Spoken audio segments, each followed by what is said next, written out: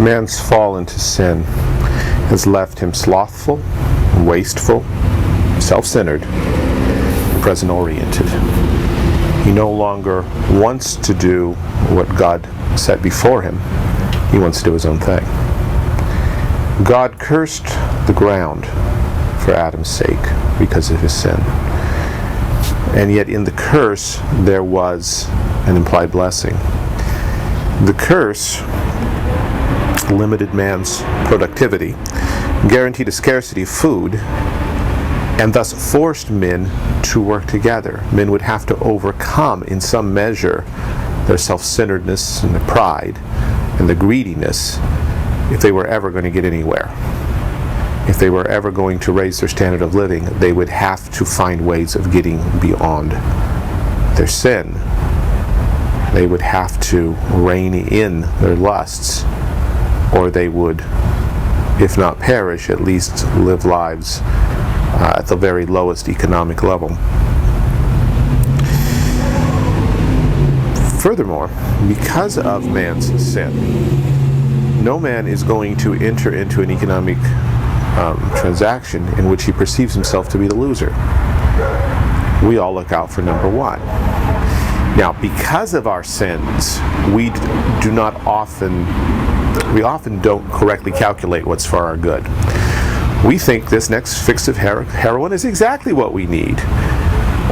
We think that putting in a new hot tub when we have no money in our account is a great idea. We do all kinds of foolish and stupid things, but at least we believe that we are getting the best of the bargain, or we won't make the bargain. There's a verse in Proverbs that says, when a man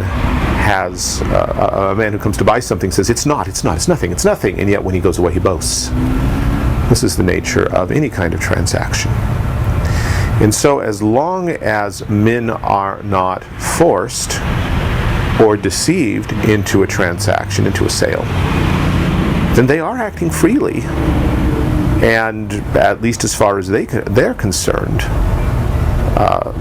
they're getting the best of the bargain. Now, men, because of their sins, do like to force other people into transactions. They do like to deceive them in the marketplace. And because of this, God has ordained civil government and armed it with the sword to punish those who steal, who rob, who commit fraud, who misrepresent the products. This is the proper function of civil government. It's what God put it there. It's not all that God put it there for, but it's a big part of what God put civil government there for. Now here's the problem. The people who operate civil government are also sinners.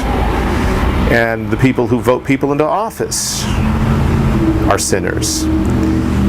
And we often turn to civil government and say, steal for us. Take other people's property and give it to us, or to our friends, or to our children, or to our social or economic set. Steal from people and make our lives better with what you've stolen, and because you've done it, it's all right. And in our day, we cover it with the name of love or social justice. We love poor people, including us. Therefore, steal from rich people and give it to us, and it will be loving, it will be just, because it's not fair they have all that anyway. And so, the civil government itself needs to be watched closely. It needs to be limited in its function, scope, and power. It needs to be limited by God's higher law. It needs to do what God says. The state is not God. It's not above God's law. It's a collection of human beings who have their authority from God and therefore must conduct business, enforce the laws the way God has said to. The best civil government, therefore, is a civil government that's limited in function, decentralized in structure, and bound by written law in its operation. And this is the basis of the system we call capitalism.